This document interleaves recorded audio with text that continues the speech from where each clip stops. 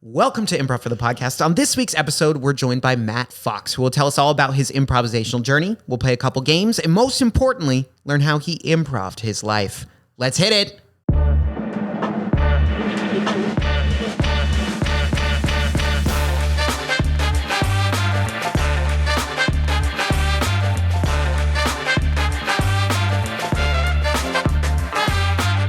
Welcome to Improv for the Podcast. I'm your host, Michael E. Evans, and tonight, on the beautiful Monday in March, I'm joined by Matt Fox, not the animal, but the improviser, singer, barber who's in a quartet, astronaut, and lover. Matt Fox. Yeah, what's going on? Not a fighter, but a lover. Not a fighter. I am an animal. Full stop.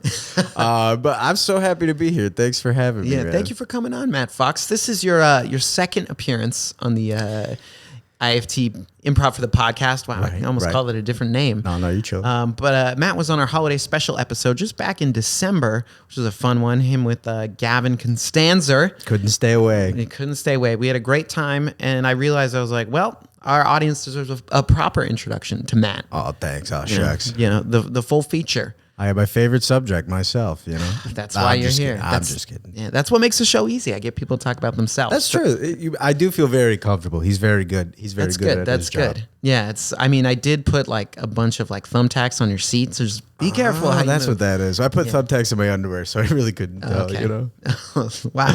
We have fun here. I don't have any questions about that. Neither do I. So, Matt Fox, what's your relationship to this old place, IFTP? IFTP came into my radar. I attended a master class. Whoa. It was a commercial acting master class, commercial improv actor class, taught by the brilliant Annie Sertich. Annie Sertich. Shout out, friend of the show, Annie Sertich. She is just a wizard when it comes to teaching and improv. And so I took a class here with her. Yeah. And I saw Matt in the class. And I was like, I want to learn improv from that guy. I just immediately saw him perform, and I was in the space, and just kind of saw his brilliance, and I was like, that seems like somebody who comes from improv from a place of a real good place, like abundance and the joy of it for the people. For the people. And so I was like, and then I'm pretty sure within that week I was like, I'm gonna sign up. Wow. Yeah. So did you was he helping facilitate the class? Both. He was facilitating it, and he also was in it. And so I got to see I was like, oh, this guy owns this wonderful space that I've never been to. And we got to see everybody perform improv, and I'm like, that dude's just seems like a really great teacher in person. Yeah. So shout out, Matt. Was he funny at all? Or? He was hysterical. And what's so funny is I never told him this, but he looks like my childhood pediatrician. Oh, wow. And so I was like, kind of awesome. And my childhood pediatrician was such a jerk. Like he That's tried. so sad. Yeah. He tried to be smarmy and smart alecky to these kids. Yeah. And he tried to one up these kids in these exams. And I was just like, even as a kid, I was like, dude, what are you doing? Just like, all right, calm down, buddy. Yeah, I was like, check my blood pressure or something. Give me your type 5. So anyway, I was delighted to see that Matt was actually funny as opposed to my childhood pediatrician, Dr. Jurak. That's good. A restorative, I don't know, relationship. Right. It was subliminal. Yeah. It scratched an itch in my brain. I'm like, this is who my pediatrician I hate this guy. Wait. No, I don't. No, he's actually pretty cool. He's a funny man. A real funny man. Wow, that's crazy. Yeah. Matt does not look like anyone from my past. So I don't. Okay. He's one of a kind. He's singular. He's taller. Dr. Jurak was a short man, so I think that's why he was so explains it. Angry. As a short man, I can see how he went down that path. Yeah. Yeah. What you got to be topping 6'8" at least. Me? Yeah. A whole foot off that. 6'9". No, dude, I'm 5'8" and 3/4", but I say in my self-tapes that I'm 5'9". Oh, yeah. Because why not? For most things, you're going to be wearing shoes. Yeah. Unless you audition for Naked and Afraid. And then that's true. That could be bad. And just bare feet and bare button balls, man. They're like, we cast this naked guy because we thought he was 5'9". Yeah, they took off his shoes. Where's that 1/4 inch, buddy? I'll tell you where it is. My parents are going to watch this. I'll keep it clean. It was in the heels of your shoes. Yeah, okay. Yeah, that's All right. where it was. We were looking for it. We found it. I was talking about my balls. No, I'm just kidding. No, I don't want to think about those instruments. Okay, anyway. This is going to go off track so many times because that's the way my brain works. So I just appreciate you staying with me, That's man. why we do.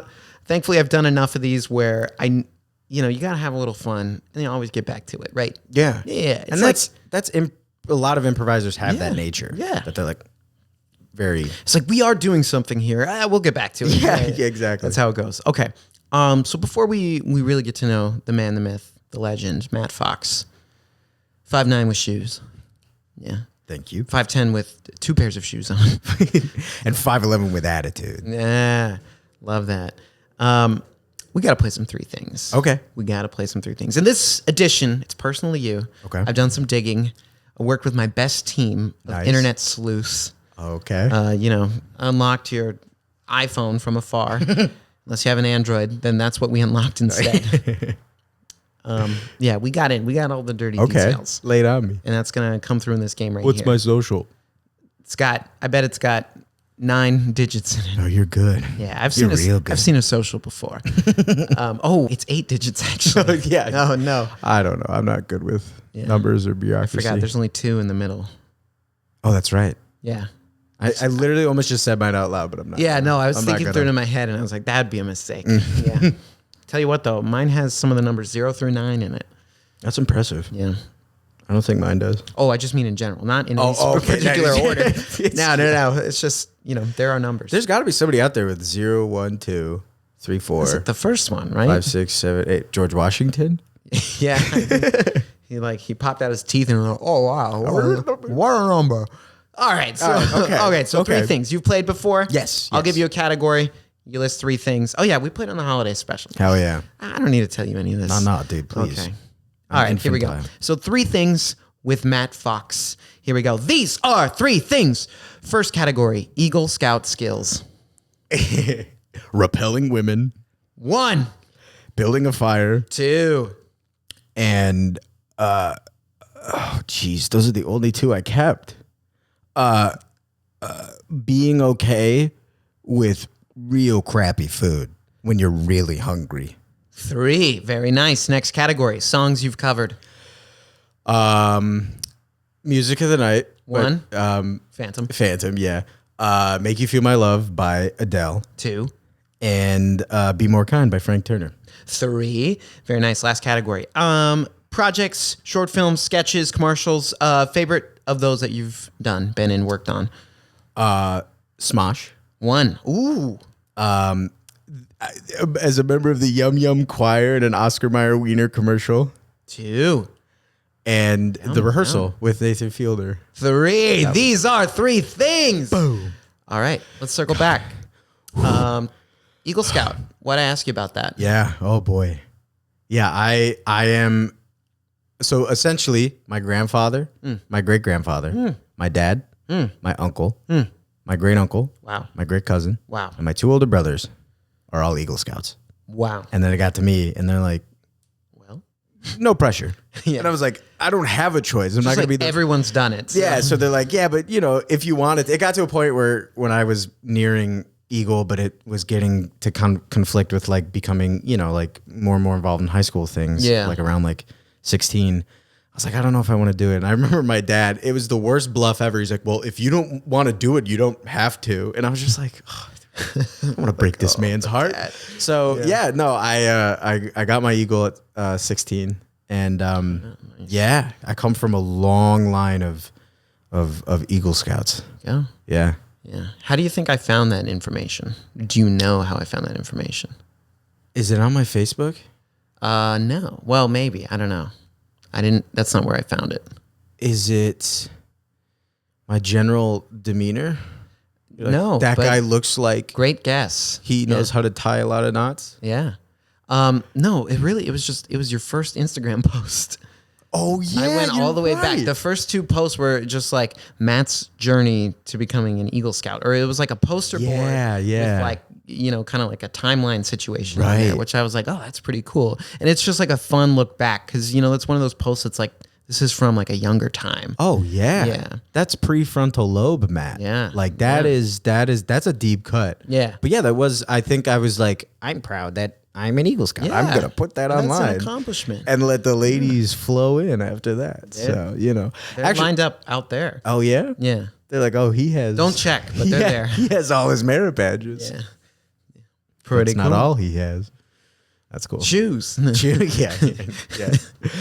But yeah, dude, like scouts, and my dad was my scoutmaster. Oh, that's cool. It was awesome. Family. And my 2 older brothers were in it with me, and it was, I mean, just some of the best times in my life. So, yeah. That's awesome. Hell yeah. Yeah, I mean, there are skills. That was never, I don't know, I just never crossed path with any scouts except for the Girl Scouts. Yeah. And there's They're just cookies. Purely transactional of just give me that Thin Mint and then. You know what the Boy Scouts sell? Popcorn, right? Yeah. But popcorn. it's like Popcornopolis or like they do one of those. Yeah, it's stupid because like they don't give it, I don't think they send it to you. They're like, all right, we have an IOU, and now in like a few weeks to a month, you're going to get some caramel corn through the mail. And bless you. Yeah, it is that repellent and sickening. Yeah, I'm allergic to that. I don't get it. But I've never purchased anything from a Boy Eagle, whoever Scout, Man Scout. Yeah, I mean, we sold that. We sold Christmas trees at Christmas. I could see. And that was a slam dunk. Like everybody in Ohio wants real Christmas trees. And then we had they're way better. I mean, oh yeah. They're of the, like, you know, they're native to Ohio. Yeah. Which is kind of cool. Oh, I didn't know that. And then we sold flowers on Mother's Day. Oh, that's pretty nice. Yeah. Okay. So like 2 really like pretty solid seasonal like items, and then it's just like and popcorn and popcorn when they felt like it. Yeah. You know. It's not. See, the Girl Scout cookies work because they're distinct. You know, it's like this is a cookie. They got that exclusivity. You know, it's happening only certain times a year. Yeah. It disappears. It's like the limited time menu items at McDonald's. Yeah. The Shamrock Shake. There's a attack on Girl Scout cookies this year. What? Not to sound like a usual like male podcast host. There's an attack on the Girl Scout cookies. The war on Girl Scouts. The war on tagalongs and Thin Mints. It's gone on long enough. No, but they're saying that they're poison. And oh, yeah, because they're not like, there's nothing real in them. No, but it's like there's nothing real in most of the things we eat. Yeah, I know that. Yeah, I know that too. I'm like, if I'm making a health conscious decision, I know Girl Scout cookies aren't where to look. Yeah. But I know when I choose, I know what I'm getting. I'm getting a Girl Scout cookie. You know, some guy got on the mic and was like, there's seed oils in the Thin Mints. and then everyone's like, oh, okay, this guy's onto something. Yeah. Well, I don't know who that is. I've seen like those like people who go to Costco and be like, don't buy that. It's got seed oils. Get this instead. It's got avocado oil.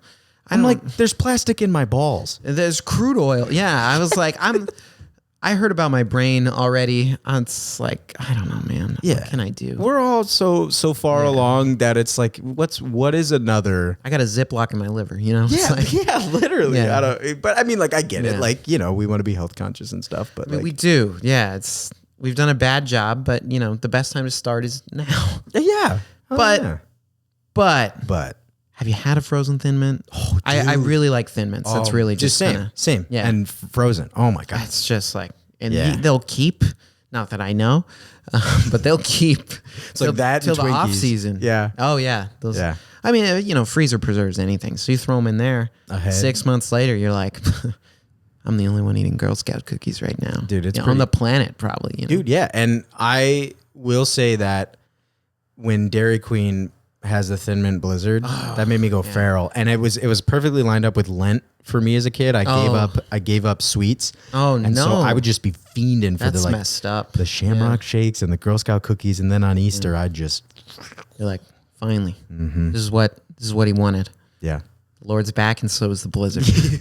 Yeah. I was like, what? It's Lent right now, right? Because Ash Wednesday was, I think, like last week. Yeah. 2 weeks ago. Yeah. It's Lent right. It is Lent right now. Wow. I could say I gave up blizzards, but I did that not consciously. Oh, yeah. I just don't know where a Dairy Queen is. Dude, there's only one, and it's in Burbank. And I've wanted to make a pilgrimage there because my death row meal includes a mint Oreo blizzard. Ooh, that's oh man, it's so a good one. And then they got it, the upside down. The full. It's impressive. Like, make sure. Yeah. Show me. Yeah, I'm like, do the thing. My $5.55 that I paid for this. Do 2 of them at a time. Tip it. Do it above your head. Yeah, there's a Butterfinger one. I think that was pretty good. That's my dad's favorite. Yeah, it's growing up. I had one. We had one close by. It's Same. long gone. A relic of the past. But Ours is still kicking. that's good. But I think it's because they somehow get away with paying the high school girls that work there. They pay like the minimum wage in Ohio. I'm pretty sure is like It's $9. $9. Okay, But I'm pretty sure even like now they still pay those girls like $4. Yeah, they're like tips. Yeah, they're like, you make a lot of tips. People don't have the money to tip them. Nobody tips a Dairy Queen. I mean, it's just not. I mean, like, it's not like you're a mixologist and had to practice your craft. You're just pulling a lever and. I mean, that is impressive. Now, granted, I can't make a blizzard, so maybe I'm talking out of my ass. That's true. I wish I could. I cannot either. I'd be overweight. Ruin it though. Oh, I totally would. It totally would. It ruins the experience. Yeah. You know what I mean? You gotta go. It's the ritual. Yeah. Seeing them mix it all in, upside down, tippies. Okay. Next category. Yes. Eagle Scouts, Blizzards, Girl Scouts, much respect. Boy Scouts, figure out a merch item. Just come on, man. Get I don't know, collab with Supreme or something. Make a hoodie. I don't know. Yeah. Yeah. Like clothing. Like there's so many options, or even like they can do some kind of over the shoulder bag that looks like a merit badge sash. Oh, that'd be something. Dude, even just sell candy. Sell something other than popcorn. Yeah, candy. Candy be smash hit. Candy, honestly, drugs. There are some, there's something there. I'd buy fentanyl off a Boy Scout. I'd be like, listen, this is a red-blooded Look, American patriot. I'm getting this off the streets. Yeah. I don't know. I think there's some, because they're kind of in a transitionary period right now where they're identity crisis. Yeah, because they added girls and I'm totally cool with that. Like hell yeah, and they now are just the Scouts. But I feel like now's the time to try something drastic. Yeah, collab with Uniqlo. I don't know, just something like that. I'm on a clothing collab. That's what they got to do. Clothing collab. My mind's in the gutter because I'm like, they could somehow partner with a cannabis. Imagine brand or a Pokemon collab. Oh, that'd be kind of sick. They'd be the kids could sell packs of cards and go door to door. That's hot right now, right? Yeah. There's a lot of adult men into that. Dude, yeah, my best buddy, I haven't said his name, but I don't want to put him on blast, but he is spending so much money on Pokemon cards right now. It's an investment. Dude's almost 30 and he's just throwing money at this stuff. And I picked a card the other day. Yeah. After I bought one at they have these huge vending machines. Oh yeah, I've seen them. Yeah, at the grocery store, right? Yeah. It's the Pokemon one. Yeah. It's kind of crazy. It's cool, but it's also cool. like I pulled a card and I was like, "Oh, how much is this?" He's like, "That's a $70 card." And I was like, "Oh, cool." They retire. And I just put it in my pocket. He's like, "Don't put it in your pocket. It'll get damaged. Yeah, You got to get graded. I was like, "What? Yeah." You got to graded. mail it. They grade it. You get it back in the little sleeve, and then I'm adjacent to this world, so I have a few friends that are in it. So I like to be an observer, and I'm like, I don't have the bandwidth for that. But Yeah. it's crazy. It's an investment. I don't know. It's a hustle. I like getting laid, so I put my energy towards that. That was the douche. I've heard about that. No, you haven't. No, Is that a hobby? No, everybody's got a hobby, all right? No, I have immense respect for the Pokemon world. I do, because there's a lot of knowledge and lore into it. And honestly, I feel like it keeps people from like actual gambling. Yeah. Oh yeah. Yeah. Just a lot more. Yeah. There's no hotline for Pokemon. They should have it on the back of the card. Yeah. 1-800-Pokemon. Yeah, dude. Yeah. Oh man. Oh shit. Yeah, that's true. I think it's a healthier. I mean, there are a lot of worse hobbies. Yeah. There are a lot of worse hobbies. Oh yeah. We don't need to list them because we can think of them. Mm-hmm. Yeah. You, the viewer at home, it's an improv exercise. Think of the 5 worst hobbies. Yeah. you What's can think the of. 5 worst hobbies someone could have? Write it down, crumple it up, and That throw would it in the make you trash. not want to be their friend. Yeah. Oh, I could. There's a lot of people in LA with a lot of hobbies that. Yeah. This might cause some concern. Yeah. Yeah. Absolutely. Or hard to you get into the hobby, but then you can't leave it. Right. That's scary. Like Scientology. Yeah, that's a bad hobby, I'd say. Yeah, I mean, I'd put that on the list, actually. I would say, and we're in a nest of them right now, and that's fine. Yeah. To each their own, but I don't know. Yeah. I don't want to just Yeah. just through the window there. I mean, This window is not street facing, so I think we're Thank probably fine. God, okay. Yeah, I don't know. I'm not worried. They don't know this. I'm not exists. worried. No, This room, yeah. You just see like on the It's roof. frosted glass. We're fine. Yeah. They can't see. They couldn't aim. Yeah. So you're saying there isn't John Travolta with a sniper rifle on the roof across the Tom street? Cruise, Oh, it but- is okay. Yeah. He actually would know how to. Because Mission Impossible, he does all. Oh, this he's shit. killed before. Yeah. Yeah. I mean, great actor, but yeah, way better actor than human being, right? Yeah, that's true. Yeah. He has killed someone. Yeah. So that next category, I asked you about yeah. song covers. Oh yeah. Yeah. So why'd I ask you about those? Yeah. Because I love to sing. Yeah, I do. I saw a couple of videos you'd posted. They're such high quality. Thank you. There was like a backyard, like string light vibes. You were man. sitting on like a wooden stage with Yeah. like, honestly, a cool looking microphone. I was Thanks. just like, it's from a bygone era. I am. And it was just beautiful production. Your voice was lovely. Thanks, So I man. just enjoy. I think it was the Adele song that I heard you Yeah, do. yeah. Yeah. I'm so fortunate to be surrounded by a bunch of creatives in different disciplines, especially those who are in like the production side of things. Yeah. So I have a bunch of friends who are. I feel so lucky because they're begging me all the time. They're like, I have this camera, I have this equipment. Yeah. Please just let me shoot it. Yeah. And so my two buddies came over with their cameras, and my one buddy produces music, and yeah. So I was just, and that's actually the backyard of the house that I live in. Oh, Yeah. nice. That's convenient. Live in a big house with 7 roommates. Wow. In this economy, man. How many bathrooms? 7. 7 bathrooms. Oh no, wait, no. I was like, what? No. God, cleaning There's nightmare. 1, 2, 3, 4, 5. Okay, 5 bathrooms, 7 people. That's a great ratio. It is. Yeah. I mean, it was such a diamond in the rough find. Yeah, And- that's a pretty incredible situation, I feel like. It's awesome. All the street parking you can need. It's a cul-de-sac. That never happens. Yeah. No, big backyard. It's basically like a bunch of old millionaires that we live around. Yeah, I and was then gonna just say, I a was bunch like- of starving artists. We've gotten so many notes on our Yeah. cars about parking. and- Yeah, because people are like, get those kids off my lawn, Right. whatever. They Yeah. they don't like young people. No, but we're so respectful, and like Yeah. we throw like a house party a year, Yeah. and it's not as bad as others on our street. Oh, you should do the noise permit move, where you get that? When I was in college, I had a friend. He had a house, and this was like rare, because everyone's living on campus or Right. apartments. But he rented a house, like him and a bunch of other people. A house. They got a noise permit for a Halloween party. So then it was just like, whatever. It just didn't matter. So Like from the city. Yeah. you can get a clearance for a night to be as loud as you want. Yeah. Oh, that's awesome. Like there was a cutoff on time, oh, sure. but it was like still leading up to that time. It was like, I mean, you have a permit, so there's got to be some libertarian dude on YouTube Yeah. who pushed that to the limit. yeah.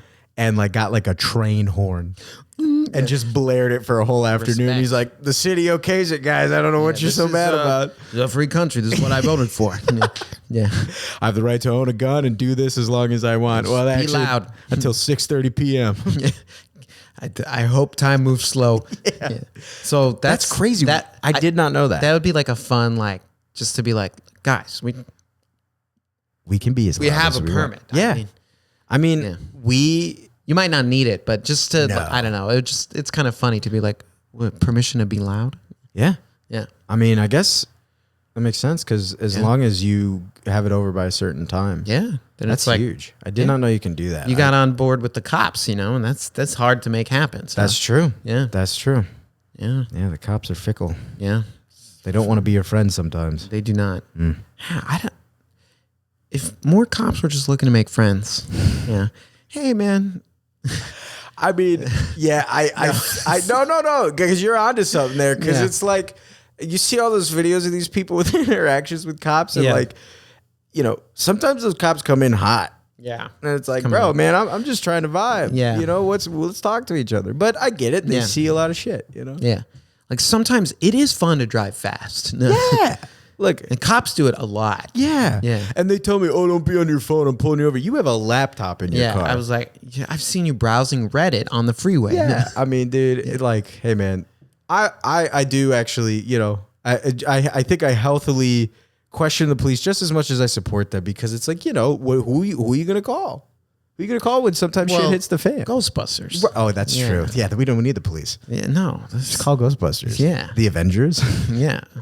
You don't They'll need respond. Yeah, you don't need the police. Yeah, I was like, there's other options. Can you imagine if you actually like just shined something in the sky like Batman, and then just you got saved? That's all it took. Hang on. Yeah, just one of those green lasers. Gosh, I'm getting mugged. Yeah.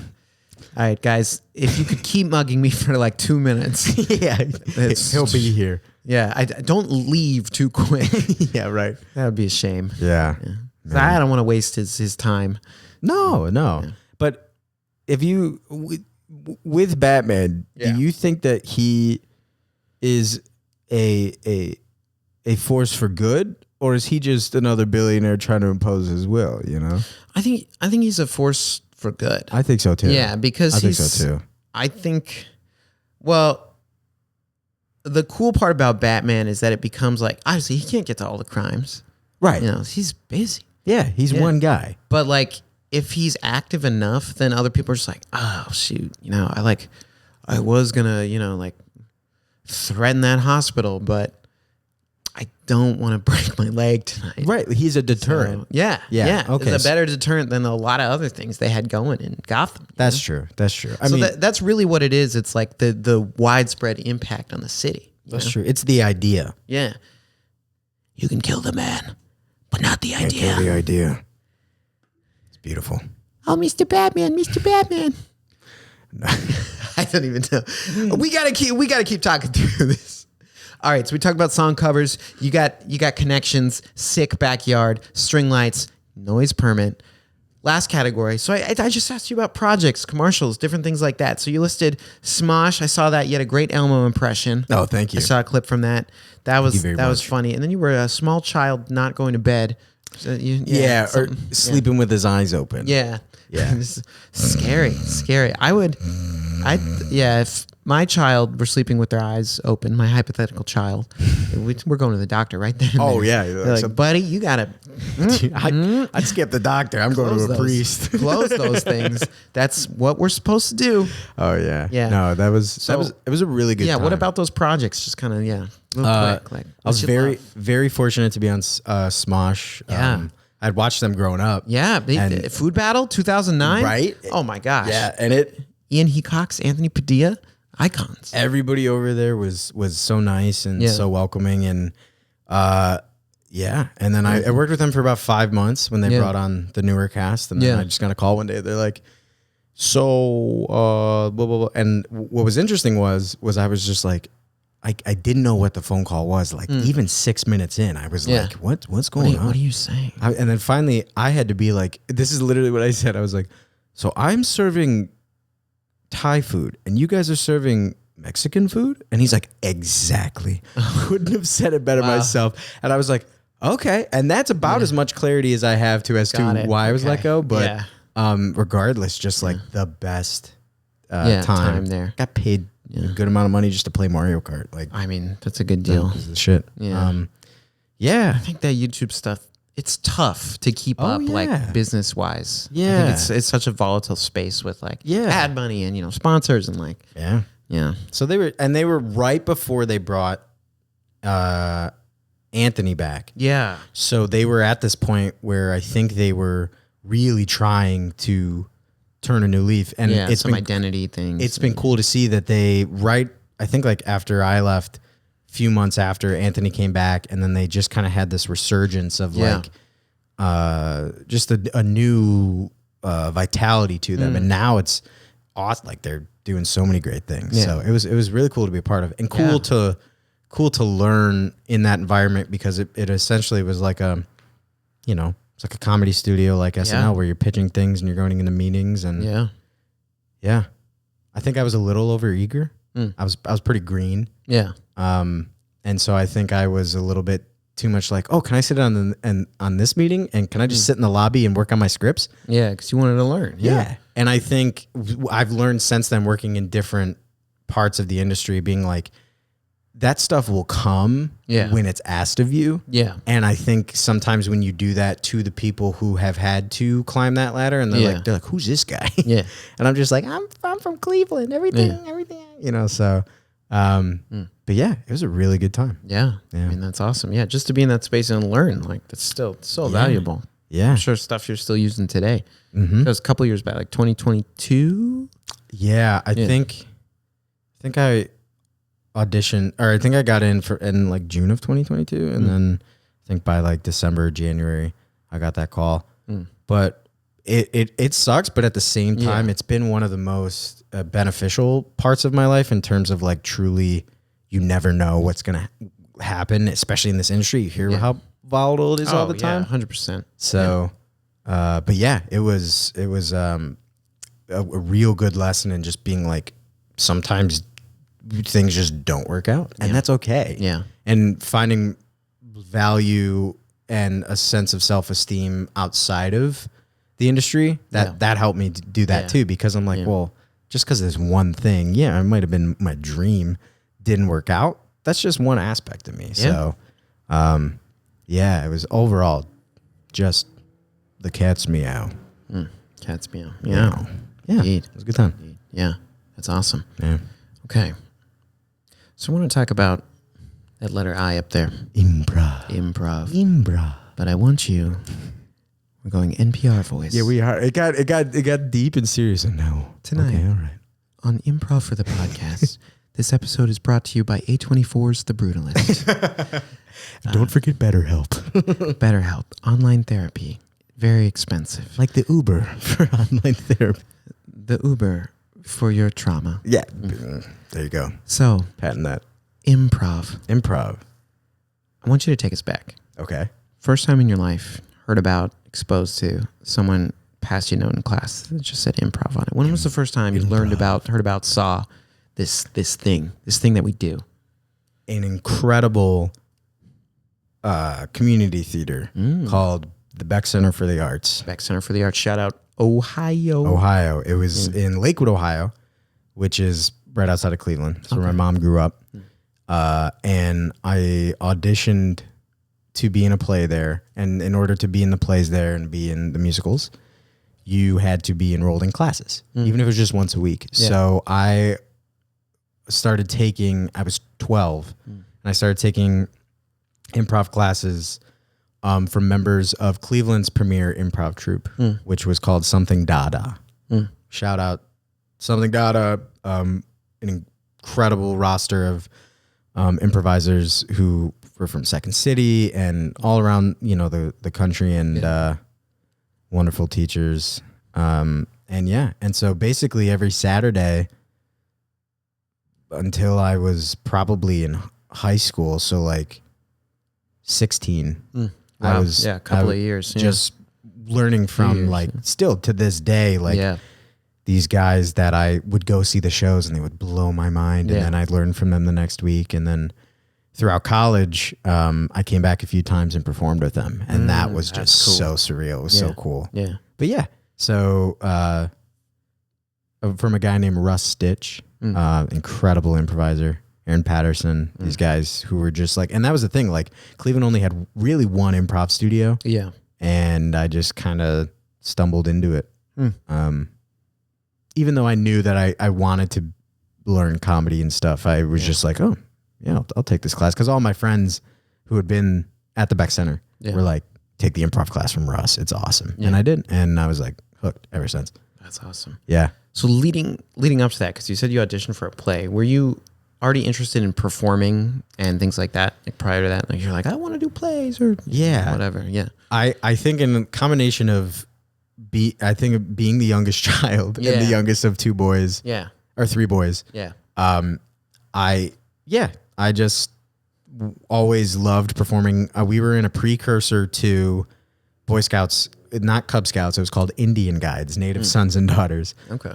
And, it was, Midwestern dads dressing up as Native Americans. So, it was peak, post 9/11 2000s. Yep.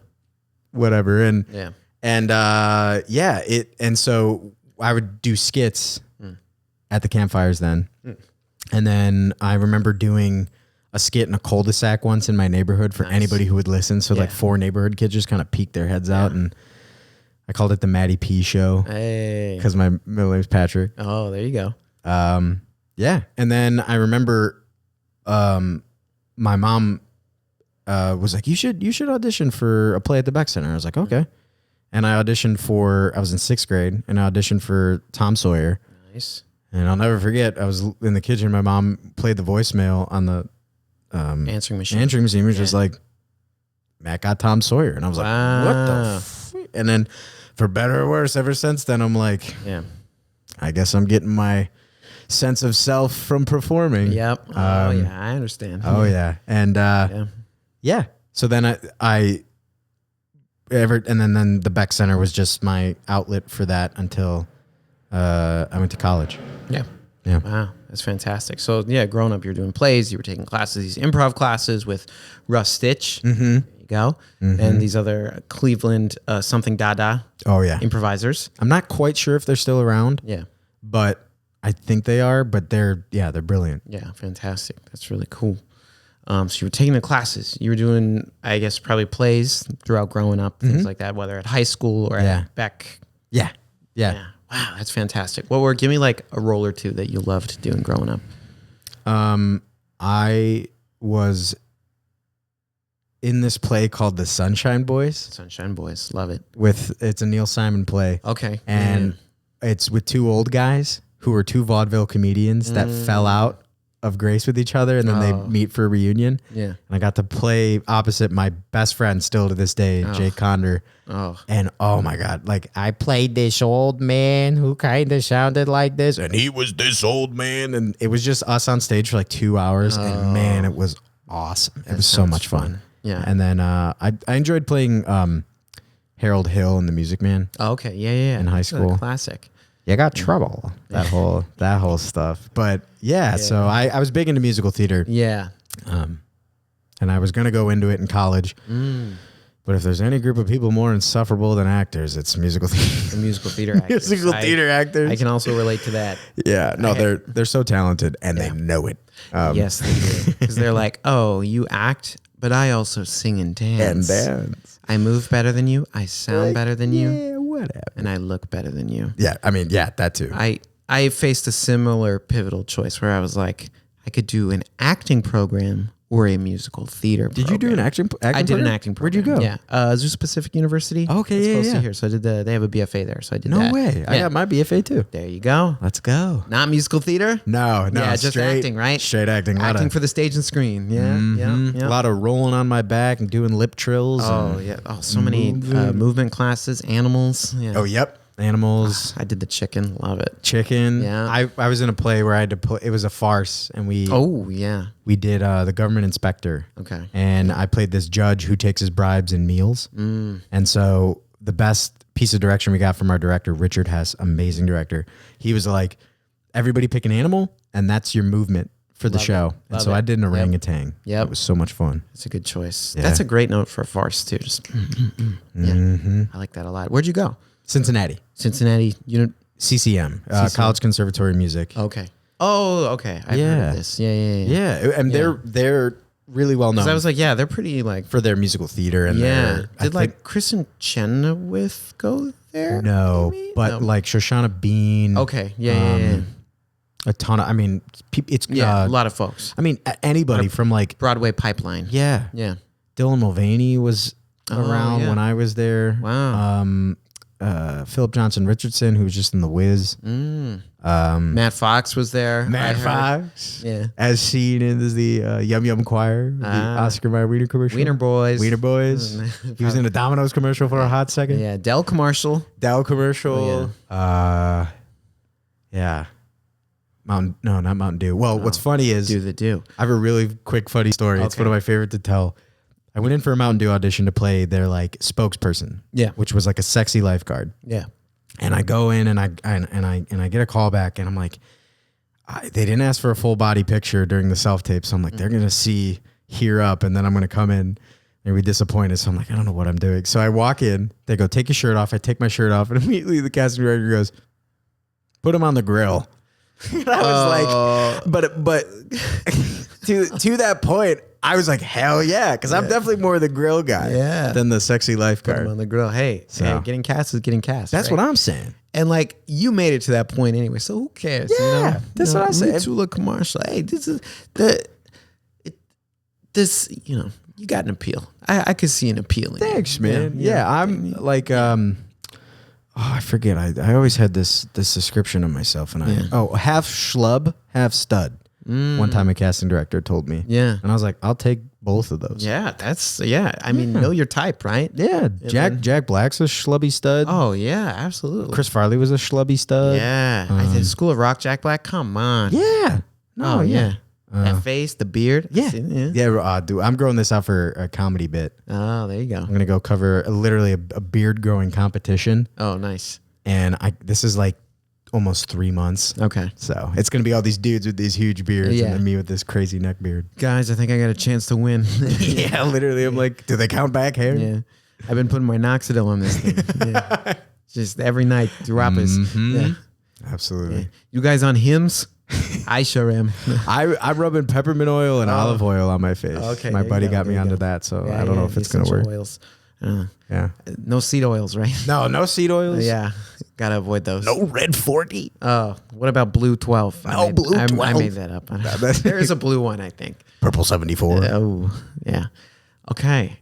Wait, where do we go? Oh, yeah. So CCM. Mm-hmm. So like 6 school, you did an acting program. So finishing up high school, like you made that choice, right? So you knew you're like, I want to go into this. I want to be an actor, whether musical theater, straight plays, whatever. Like you knew at that age. Yeah. Yeah.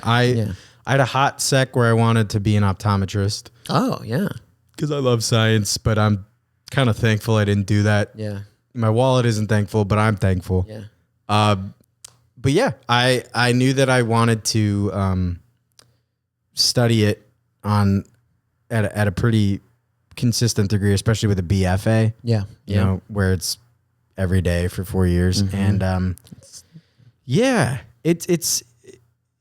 it's something that I definitely don't regret, but I definitely am like, I think what I would have done differently is go to the city that I planned on moving to, and then going to college there. Yeah. Because a lot of the connections I got in Cincinnati are in Cincinnati. And that was great, but I knew I was like, I want to move to Los Angeles. I knew that since like my junior year of college to do the groundlings. Yeah. And yeah. But I mean, I met some of the best friends of my life still to this day. Members of my entire sketch group is there you go. Dudes I met in college. Did they move out here? Yeah. Well, there you go. They moved out here. Yeah. We all moved out here. So but I loved, I would never trade like going to art school. Yeah. Cause that really did open my intuition, my heart, my mind, my consciousness. And it really set me up for, becoming a person that I like. Yeah. You know what I mean? Yeah. And not doing anything other than because I wanted to do it, and sometimes if you take that straight path of college, career, sometimes, you wake up and you're 50, you have a midlife crisis. Yeah. And the path of the artist sometimes, at least I tell myself this to feel better, is like you're sacrificing the time in your 20s, that instability for hopefully not having that later in life. Yeah, so, exactly. Yeah. So, but it was a great time. Yeah, Cincinnati's absolutely amazing. Yeah. Wow. So you mentioned... So you're doing college, you're doing the BFA program. Love it. Your junior year, you're like, I want to go to Los Angeles. So what made you make that decision? What was your driving force to get here? The groundlings. Yeah. I knew I wanted to do improv at like its highest level, and I knew that meant Chicago, New York, LA. Yep.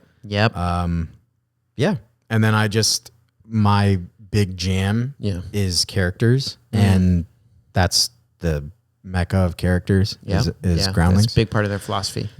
Yeah. So I'm still literally got an email today, still trying to get in the next level. Yeah. They're pretty bottlenecked. Yeah. I know the higher levels, it gets pretty crowded. Yeah. And even post COVID, it's even more crowded because I bet. There was parts of the curriculum that were online, but the performance part wasn't. So all the people that came up online that needed to perform, right, they're just waiting. So it's unfortunate. It's kind of like the rest of this industry where it's like post-COVID, post-strike, where are we? Yeah. But messed up, not in LA, all these different things happening. Yeah. Jeez. Okay. So you graduated college. And you moved out here? Pretty much? Yeah. So Wow. I graduated. One of the main reasons I went to a BFA Yeah. was so that I was like, I want to go to a place that has a showcase. Yep. And so we planned Smart. all of our senior year to do a showcase in New York and LA. Yeah. And the flight to do those was in May of 2020. So March of 2020 comes around and it just all goes whoop. And like our professors even were like, we don't know what to do. Yeah. There's so no answers at that time, I'm sure. No. So we didn't have a graduation. I didn't get to say goodbye to any of my classmates. Jeez. I didn't get any showcase. They had to use footage from our final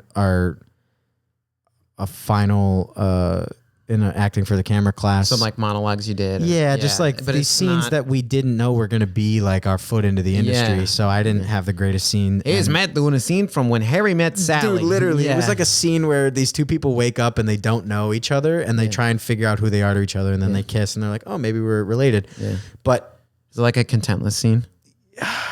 Or it was actually from something? it was from something like a foreign film. Anyway, so that happens and it all just goes whoop. Yep. And so I moved back in with my parents. Yeah, because it's like in Cleveland. Well, And I will say, like, Yeah. there's so much of COVID that was traumatic for everybody that sucked. But I was lucky enough to just kind of move back and have that time with my parents before Yeah. I moved. Yeah. And my brothers. And It's pretty cool. Yeah. yeah. And so I wanted to get out here Yeah. as soon as I could. Yeah. Maybe a little too soon in retrospect. So in August of 2020, I moved out here. Oh, there's still. Yeah, because I in my mind I was like, well, I want to be here for when the Groundlings opens right back up. I want to get my footing in a new city while everything's kind of dead. Yeah. And looking back, like that's what I did. And Yeah. and I mean, it was very dead. yeah, you know, it totally was. And so I kind of got to just settle here for a little bit, get my footing. My first job was I was a ghost tour guide outside of Hollywood. Oh, nice. Outside of the Chinese theater. Yeah. Nice. And I was an executive assistant to this 91-year-old woman who was like a jazz singer legend. Cool. And yeah, I moved out here and pretty much for the first like year, just tried to find those jobs to settle in, have a sense of income. Yeah. And then I was like, all right, I need to find an agent. And I think within like 8 months of me being here to a year, I used a former improv connection. I was in an improv troupe in Cincinnati called Sin City Comedy. Nice. So much fun. Yeah. Through that, my improv teacher at my college was also in that with me. Yeah. And then I reached out to her and I'm like, I need some help finding an agent. Yeah. She referred me, got my agents. And I've been with them ever since. Nice. And yeah. And then so once the world started turning again. Yeah. It was like 2021. I feel like things started happening here. Yeah. Yeah. So I did the first 2 rounds of Groundlings online. Okay. Yeah. And then I did so they have basic, intermediate, advanced. Did the first 2 online. Did advanced. Yeah. Then like a good chunk later, because the waiting periods are forever, I did writing lab. Okay. And then passed writing lab, and now I'm waiting to get into advanced writing lab, which is before Sunday Company. And It's like, good luck. Yeah. yeah, it's at a point where it's just every Yeah. modus operandi of the industry is trying to grasp its way, and Groundlings isn't any different. Yeah. Great people over there, wonderful institution, but They probably don't know what to do. They're like, No. we have too many people, and Sunday Company doesn't have that much room. right, And we're not looking to move up to main company, you know? Like, right. And then it's like, and that's And there's it. Like, and there's no cap, to my understanding, on main company. yeah. And also, like, even if there was, like, who's to say these people who did the same path we did 5 to 8 years of their life, Yeah. and then to be like, sorry, you have to make room. It's like, That's not fair either. No, Yeah. it's not. So it's impossible. Yeah. it is. Yeah. So, but yeah, I mean, that period of post COVID, I was the last of my family to still be in the education system. But and in the moment I'm like, man, I didn't get my graduation in management. Yeah. But dude, I'm like, and I look back at it now, my mom's a teacher and a guidance counselor. I'm like, I'm so glad Yeah. that nobody in my family was in any other part of the education system. Yeah. Doesn't matter, kindergarten through college. It just for 2 years got screwed. Yeah. I was a middle school teacher during COVID. My wife man. was and still is a middle school teacher. So yeah, that was I mean, You guys know it intimately. missing then. prom and like all those like milestones, right, that you have as a kid, or even college graduation. That's a big one too. Like that sucks. So like for me, it was watching kids miss out on that. Like Yeah. 8th graders, they were just like, well, I'm going to high school. Like not going to see all my friends. Like now we don't go to the same school anymore. You know, because you split in a high school, everybody goes different places. It's LA. It's huge. Like it's crazy. It is crazy. But yeah. It's been a really, like, looking back, because I'll be here 5 years in the fall. Yeah, crazy, right? Yeah, it goes by so quick. How long have you been here? Well, if you count school, like 13 years. Good for you, man. I was like, oh, You man. need a medal after 5. Yeah. So you got 2 of them. I was like, man. oh, it's a lot now. Yeah. I Yeah. was like, oh, Yeah. no. Living like not school, then I guess 9 years. Okay. So, which is also scary to think I've been out of college for almost 10 years. Isn't that crazy? Yeah. Next year's 10 years. Wow. So, Yeah. It flies by. yeah. It flies by. Yeah. I just turned 31. So I'm like, Happy belated, man. no. Yeah. Well, Unhappy yeah. But it's like, oh man. Yeah. We're getting there. Yeah. Yeah. Yeah. What are you? 18? No. Me? I'm 27. Okay. Nice. Good age. Yeah. Good I mean, age. Yeah. I'm trying to not be a member of the club. Trying to make it to 28. That's good. Yeah. Yeah. Don't do that. No, I'm That'd be chilling really on that. sad. No, I know. Yeah. Yeah. I have made peace with the fact that I'm in the later half of my 20s, and Yeah. I'm gonna get older. Whole thing's a grind. It is. I know. What did you say before we started? You said the leading cause of death is life. Yeah. Amen, brother. It's one of those things, Amen, brother. Yeah. I have a friend, a buddy of mine. He's still in that grind like you. He's, same age as me, but he does, like, he was in the Penguin, that HBO show. Yeah. But it's like he's still going back to his day job because the industry is so, like, they're not making anything here. You know, it's crazy. But I'm like, man, you were in an HBO show, Right? And then, like, Well, it's funny so because tough. Yeah. the industry's always been that fickle, but I work with my agents twice a week in their office, and my really good buddy is making waves and stuff. He was just in the first episode of The Righteous Gemstones. Oh, nice. Yeah. And even like from the perspective of my agents and him and everybody, it's like it's kind of what's happening with, my brother's in healthcare, my other one's in operations management. It's just like there's such a profound change going on in the world when it comes to power and wealth and the systems that we're living in, that there's so much imbalance that to make a living, especially in something as lucrative as show business, is becoming even more dire than it used to be. Yeah. Like even I'll give you this metric. I was in 8 commercials before I went union. They were all non-union. And if somebody in that same position was in 8 commercials, even back in like 2015, and I'm logging the checks in my agent's office. Yeah. I'm basically digitizing it. I'm just click airdrop. So I've seen all the financial records, and it's crazy. There was a period in like 2015, 2016 where like all of these ad agencies and these commercial companies, especially even the most recent commercial strike in 2008, I think. I can't remember. But they're all being like, well, why are we going to pay these SAG rates when we can just pay these non-union rates? Yeah. And, so like 8 commercials, even like 2 commercials back in 2015 could have net you so much money. Yeah.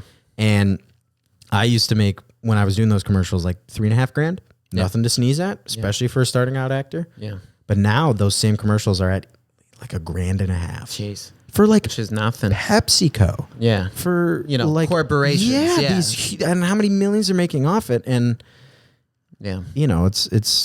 it's crazy. And that's why people are striking, and that's why the balance is trying to shift. But and they're just going to find the cheapest way to hire an actor, right? Exactly. AI, right. options. They're like, I can make this commercial for so cheap, and then I'm going to turn $1 billion in profit, the next quarter or whatever it looks like. Yeah, like Quentin Tarantino financed Reservoir Dogs. Yeah, based off of residuals from being an Elvis impersonator in the background of a Golden Girls commercial, Golden Girls episode. Yeah. And it's, again, because cable TV doesn't have as much teeth as it used to be. Yeah, no. Now it's streaming, and the numbers are fake, and yeah. It's Nielsen, what is that? Right. So, yeah. But that's why I know everybody I know that's in these positions are making short films or doing things like this because it's You just gotta like make your own stuff. you're still going to be creative. Yeah, You know? you're like, hey, I got to do something while I'm waiting around. Exactly. Yeah, well, I Exactly. submit a self-tape and then go, okay, now what? Right. Yeah. Right. Yeah, edit on iMovie at home. Get my little blue screen or whatever. Yeah. It's an outlet. Yeah. So what are some of the things you're working on right now? What are you up to? Yeah. Got a lot of irons in the fire. Yeah. My sketch group and I are trying to make a big swing with a short film. What are they called? What's your sketch group? Definitely Not Robots. Definitely Not Robots. Reed, Nick, and Ryan, and myself. Great guys, met in college. So we're trying to get a short film of ours made. We just did a previs for it, where basically we just kind of rehearsed what it's going to be like shooting it. Yeah, nice. That'll be awesome. And I am also trying to become a correspondent for Channel 5 News with Andrew Callahan. I've been in there with my buddy. I love Me too. his stuff. So Man, I was- Vegas tunnels, crazy. Dude, yeah. Yeah. I was just in their Tesla showroom protest video Wow. through crazy luck and happenstance through personal connections. Yeah. And so I'm just trying to reach out to my contact there and be like, hey, you know, do you guys need more footage? What are you working on? What can I go get you more footage for? Yeah.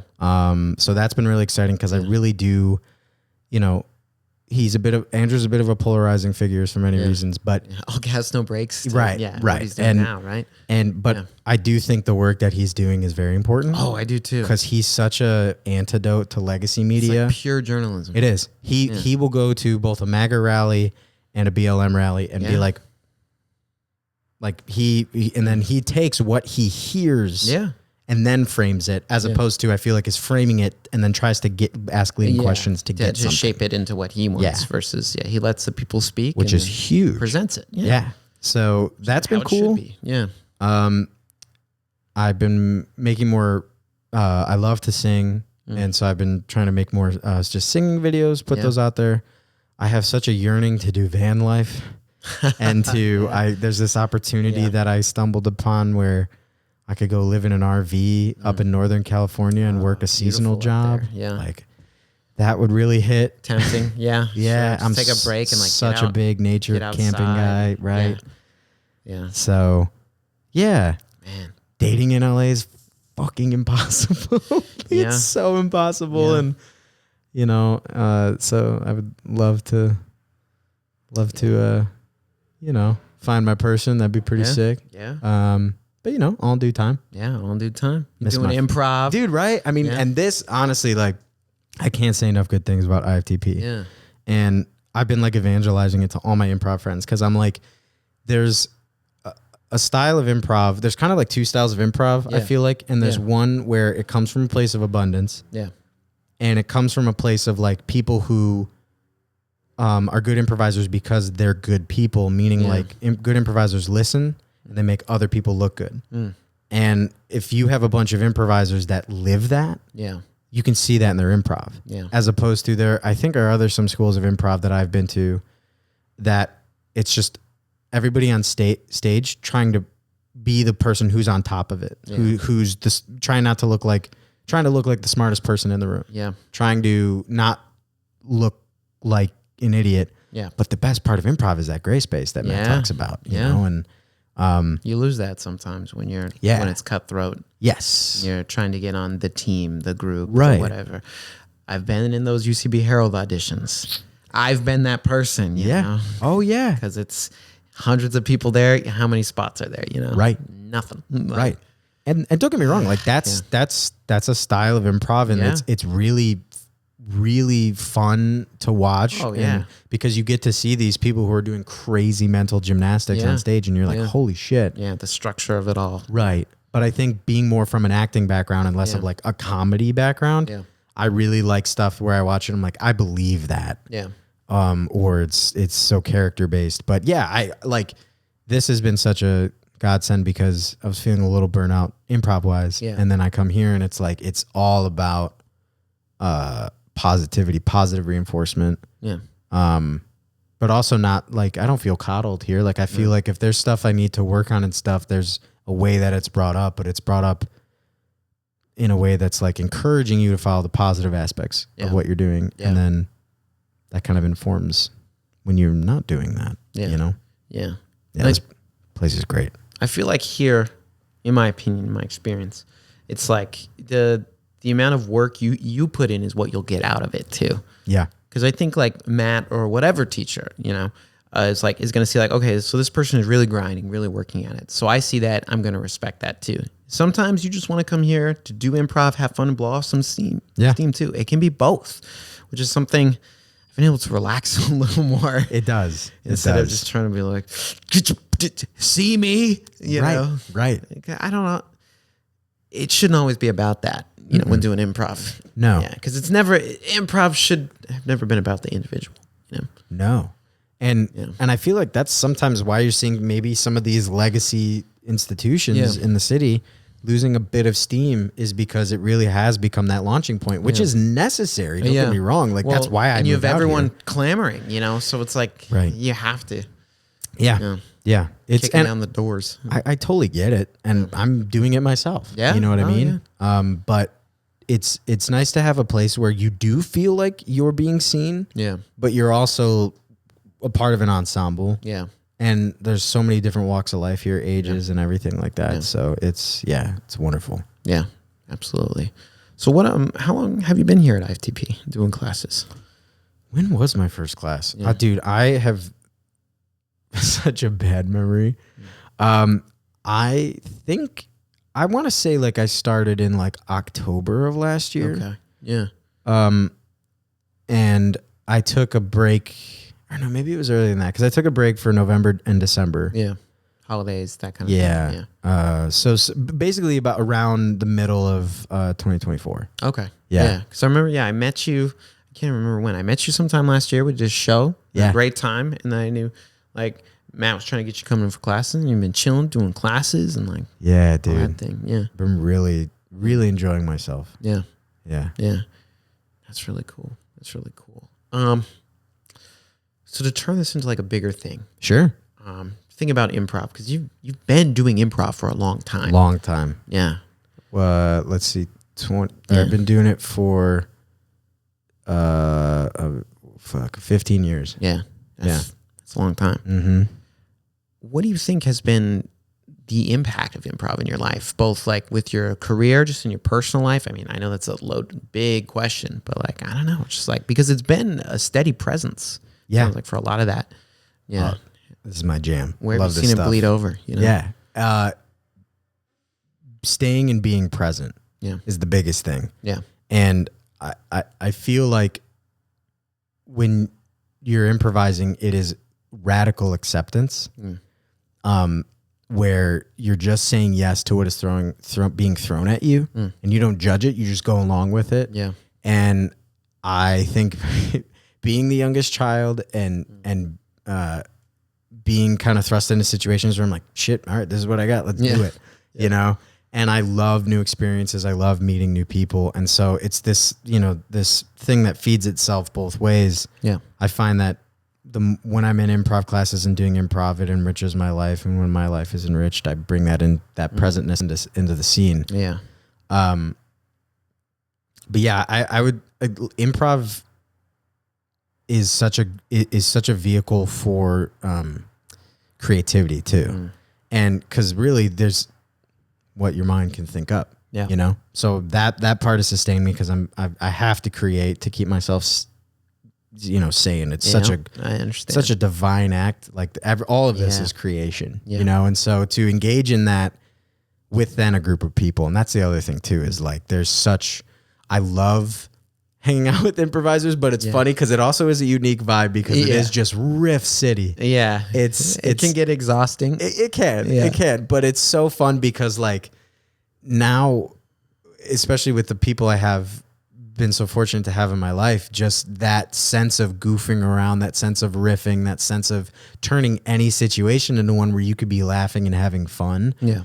That is probably my favorite part about that snake eating its own tail that is improv in my life. Yeah. Because there's just nothing better than a good riff sesh that doesn't seem like it's people trying to one up each other. Yeah. Yeah.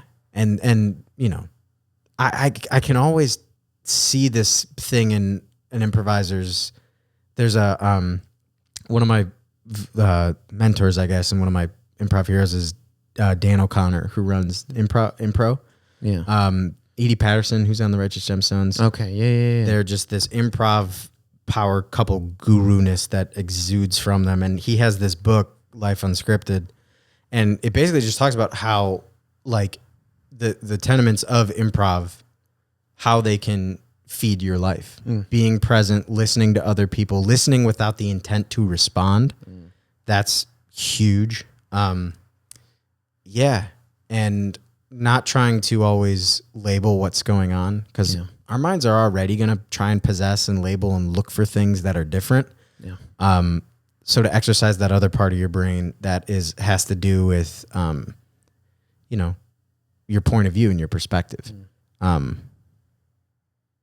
that's one of the triangle they talk about in Groundlings is change your voice, change your physicality. But the one that always sticks with me is change your point of view. And I feel like the more flexible you can have, or the more flexible your points of view and perspectives can be throughout the day, the happier you're going to, the easier you're going to make your life, because you're running into so many different perspectives of other people, and every moment provides, you know, different parts of you to come about. Yeah.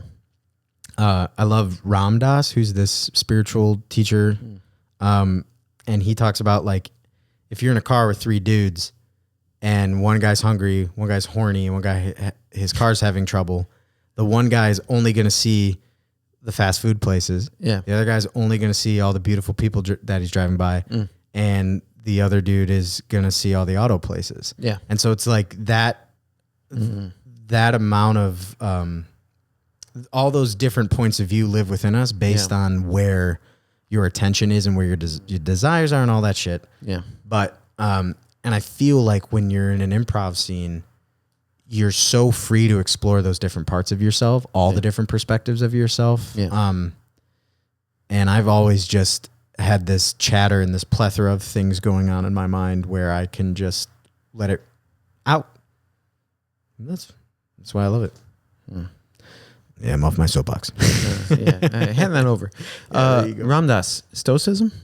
Is that, or am I crazy? No, he's there was a link I had in my head. No, just severed it because that's not right at all. The spark notes of him is he was a professor in Harvard. Okay, and he with Timothy Leary was one of the first Harvard professors to start studying psychedelics and their effect on psychology. And because they were both psychologists. Yeah, he got kicked out for basically during the scare and the war on drugs. They were like, so he was like, well, I'm gonna go try and find meaning in India. Met this basically this Indian saint, and then came back to kind of teach the ways of kind of letting go and becoming more present that he learned in India. God. So very interesting. Yeah, it kind of mirrors my own life in a way, because I came from a very structured, wonderful upbringing of just like, you know, Eagle Scout, go to church, you know,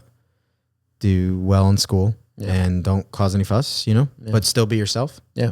And then I kind of went to art school and had this whole experience where it's basically about shedding things. All that. Yeah. So that you can then be a vessel for characters and stories and stuff. So it's kind of, I was like, oh yeah, it's all kind of this journey that I've been on.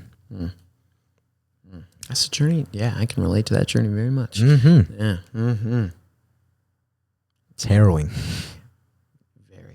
Very. But fulfilling. Yeah, but fulfilling. All right. I'd say maybe one more question for you. Do your thing, man. Then we're going to do a little bit of improv. Sick. I'm going to put you on the spot. All right. On the spot with Matt Fox and the hound. No, there's no hound. There's no dogs here. Just that dog and me. Oh, hot dog. No, I got a hot dog. No, I wish. Wow, I got distracted. No, okay, dude, you're good. I'm hungry. We were so serious, and then I just started talking about hot dogs and Fox and Hound. Yeah, we do. All right. So thinking about the impact of improv, you talk about all these things. You talk about some of the things you're working on now. The year is young. It's March 10th today. Looking ahead, what are some goals, things you hope to do, work on, finish, complete, perform? What does that look like for the rest of 2025? What are you looking forward to? I have some fun trips planned to go camping and see my family. So that I'm looking forward to. Yeah. But I hope to Short film, right? get that short film made. Yeah. I hope to, in terms of groundlings, I would love to have that show finally in the advanced lab. Yeah, sure. Maybe even Get by through the that waiting list. Yeah. right, get through the waiting list. Get on Sunday Company. I would love to get a manager. Yeah. I think it'd be cool to have. My agents are wonderful. Yeah. But I would love to add like a manager that is very savvy in like the improv world and comedy. Yeah. Like to keep evading the police if I can. Oh, they'll be right up. Oh shit. Yeah. And I would say too, I would love to have like a guest star credit or a co-star credit by the end of the year. And I would love to be a correspondent for Channel 5. I think that'd be sick. Yeah. And yeah, I would love a path to become more refined because I have a lot of these different paths, and I just hope with each passing year becomes more and more self-evident as to the way to go through my life. Yeah. But I'm slowly learning that it's a balance between that and you making it that way. Yeah. So yeah, just furthering my relationship to myself and continuing on a path of being kinder to myself and others. And also, you know what? Becoming more politically active, volunteering. I feel like now's the time to really stand up for what you believe in. And I want to start putting that money where my thoughts are. Yeah. So, just staying present and vigilant when it comes to like some of the awareness. Yeah. the weird shit that's going on, and when it's time to contribute and step up for what's right. So Like the pennies going away, right? That's what you're talking about. Yeah. God damn it! I'm gonna go to the what do they call it? The mint. The mint. Yeah. I'm gonna stand outside. You guys got Altoids? yeah. That's what you're referring to, right? Yeah, going to where they sell lifesavers and extra gum. Yeah. Yeah. I like that though. Yeah. Yeah. Yeah, just where they need me. You know, I always say, man, you know, I'm not going to be the one starting the revolution, but once it happens, you tell me when and where I'll show up. Find you know? a need, fill a need. Find a need, fill a need. There you go. Isn't that see a need, fill a need? Is that from Robots?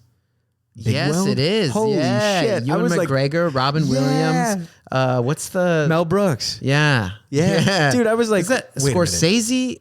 No. Is he involved in that? He's a voice? He's Scorsese's the voice of the puffer fish in Shark Tale. Oh, that's what I'm getting Yeah. confused. Another early 2000s animation ages poorly movie. Which one? It just sure. doesn't No, look I did good. like it doesn't look like good. Shark Tale doesn't look good. I was like, are there Robots- problematic lines in Shark Tale? No, I don't know. There probably Car is. Wash banger though. Oh, dude. I love that song. Yeah. I was like, dude, that sounds like Yeah. a Big Weld. It is Big Weld. I saw that movie probably maybe 3 years ago. I watched it again. Yeah, dude, it's Yeah. fantastic. Yeah, I was like, oh, this is a good time. Do you know who dropped some real wisdom? Oogway. Master Oogway. Oh, from Kung Fu Panda. Yeah. Life is, I literally have this above my bed, and I'm like, Oogway said that. Yeah. It's, what is it? Life, tomorrow is a mystery. Yesterday was history. Today is a gift. That's why it's called the present. From a fucking turtle. Master Oogway. Isn't there the one, the dad, Poe's dad has with the soup, right? The special ingredient. Oh, is like yeah, you're the or special something. ingredient. Yeah, Man, which they- also that one. DreamWorks was cooking, bro. Sneaky wisdom in Kung Fu Panda. Yeah.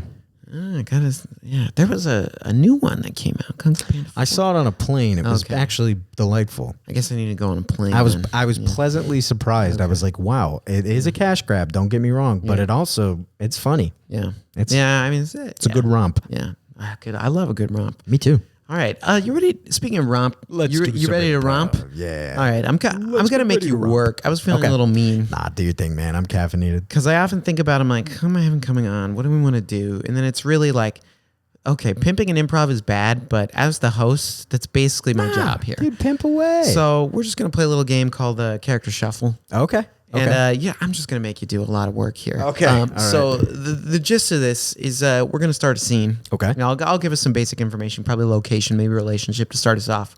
We're gonna start the scene, and then as the scene goes on, I'm just gonna make you flip through voices. Oh. So you're gonna be the same. Hell If yeah. we're cousins, you're still my cousin, but Right. it's just your voices. It's changed. Yeah. Okay. Yeah, I'll just say switch. Okay, and then sick. that'll be your cue. That's it. Hell So yeah. location, we are at factory. Okay. Our relationship, we are coworkers. Okay. Yeah, so I'm gonna give us that, and then I'll do lights up, and then I'll black us out when we're done. Okay. We're just gonna keep it rolling. All right. Lights up. Okay, I figured I should say this before it happens. Please don't do anything for my birthday this year. Well, this is interesting news, Jeremy, because I planned a lot for your birthday. Balloons, a donkey. I thought it would be fun to do children's themed because I think that's kind of ironic and funny. I see your angle, and Yeah. I appreciate it. It's just, well, I had a traumatic experience with a donkey as a child. That explains a lot about you. Switch. I remember the one time when we went to the petting zoo, and I remember, you were petting a tortoise, you were fine. You went up to a goat, you were fine. But then as soon as you saw that mule, your eyes rolled to the back of your head and you peed your trousers. Okay, I'll scratch the donkey. I didn't understand. I thought, is that a horse? And it wasn't. No, it's not. They look like, And it wasn't a zebra. no, it's a mule. Switch. While we're on the subject of horses, I got to tell you something there, mate, that I don't think you're going to like. Oh, no. That throws you so much. You know how you have your family owns horses, right? Switch. You know how the family holds horses, right? Yeah, I know. That's why I took this job, because I thought I'd be away from horses. And now you're planning a birthday party for me with donkeys. I don't even want a birthday. I just like the monotony of the conveyor belt. On the work, bro, I have to tell you, man, I shuffled around some cards, and I'm gonna buy the horse empire out from under your family, man. I liquidated all my assets, and I'm gonna Switch. I guess I'm gonna now get in charge of your family's horse dynasty. And I figured the best way to tell you that was to then bring them horses to your birthday party and be like, hey man, I'm your boss now. I mean, that's actually the greatest gift anyone could have gotten me for my birthday. Really? Heath, to know that I can go visit my family and not have to see all of that. Yeah. Someone else is in charge. yeah. Well, that's the thing. I figured it's one less thing for you to worry about. To get the Clemens out of the horse business, Yeah, I mean, it's driving you all crazy, and one of their sons doesn't even like horses. So I figured, why would you even need to be in charge of a horse business? thank you. You're welcome, man. This is This the nicest thing a coworker has ever done for me. that's incredible. We're I don't, I we're like more to be than a kind- coworkers. Well, I'd say I'd say we're best friends. I'd say that we're blood brothers. I think so. Yeah, I will say, this might be a bit too emotional for a break room, but I do think that I love you, but platonically, and that's why, Oh, like, I'm in love with you, but like not in a romantic way or Oh, anything like that. You don't feel the same?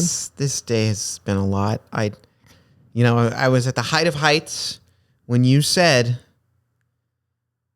you bought my family's company. About your family's car. Yeah, I took it off your hands. It seems like I was stressing you all too much, and the fact that you don't like horses. And then I went even higher when you said, I love you. Yeah, But then you undercut it. You said, platonically. Oh well, I don't want to there have was a sex with you. moment.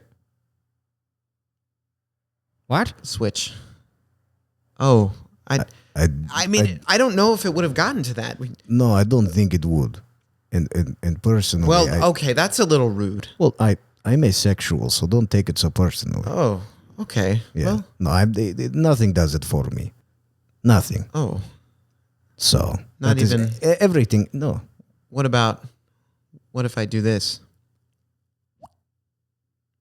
I mean, that was very amusing, but in no way sexual. Nothing. No, there is no tingle. Well, that is impressive. I could see it on America's Got Talent, but not in my wildest erotic fantasies. See, you keep doing it, expecting it to do something to me. I just wish I feel like I owe you. You saved my family. You've saved my relationship with my family. You could refill the coffee pot when you are done using it. No offense, but it has been you who take coffee, and now I never see you refill it. If that's something I can do for you, I'm going to start. It's a small way to pay you back. Listen, what is this amongst coworkers except good faith? Switch, good faith indeed.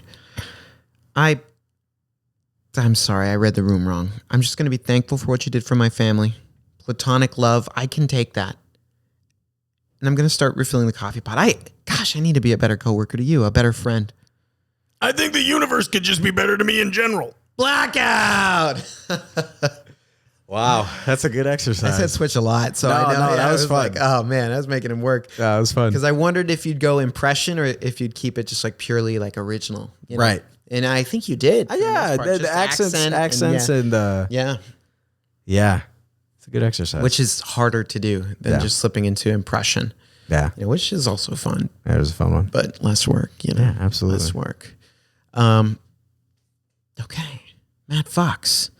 So before we conclude this episode, whoa. Sorry, man. I want to give you an opportunity. Last words. Anything you got going on? Where can we find you?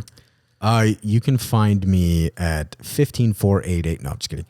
You can find me Write that down. At Big Fat Mox on Instagram, BIGFATTMOX. And you can find this Definitely Not Robots, the sketch group I'm in. You can find that at def_not_robots on Instagram. And I think I'm the same on TikTok. I haven't been too active on TikTok, but it's big FATTMOX. Yeah, well, it did leave and it came back. So yeah, right? Yeah. You got to stick with the stable platforms. That's true. Nothing. The tried and volatile. true. Yeah, tried and true. No. It's like the S&P YouTube 500. Shorts, am I right? Yeah, that's going nowhere. Yeah. That's a staple. Yeah, definitely a staple. Yeah, check out the sketch channel he's got. He's got some fun stuff going on. You got to see. So all I'll say is Tyson, and you find out what that means for yourself. Yeah. Find out what that means for yourself. But I thank you. Tyson. Thank you, Matt, for coming on the show. Shout out Matt Fox, comedian, singer, future wiener boy in the Oscar Mayer choir. No, I keep asking them to get me back and rerun that ad cycle. So I'm hoping that I'm a wiener boy for life. Who wouldn't want to be? Wiener boys for life. Thanks for having me. I'm so chuffed that you guys asked me. Like, Absolutely. I'm so happy to be here. So thank you. Pleasure was mine. We'll be back next time with another great interview. As always, thank you for watching. You can find the podcast anywhere there's podcasts, Amazon, even the weirdest platforms, probably like Stitcher, both of you who use Stitcher. Grindr. We're on there as well. I forgot the password, but we're on there. We're on there. We got a lot of DMs to read. Yeah, no, we don't have any DMs. They keep swiping left. But anyway, thanks for watching. We'll see you next time. Improv for the Podcast was created by Matt Moore and Michael Lee Evans. Edited and produced by Michael Lee Evans. And finally, presented by Improv for the People. Interested in more IFTP? You can visit us at improvforthepeople.com or on our socials, such as Instagram, TikTok, Twitter, and YouTube. Remember, new episodes are released weekly. Thank you for listening. We'll see you next time.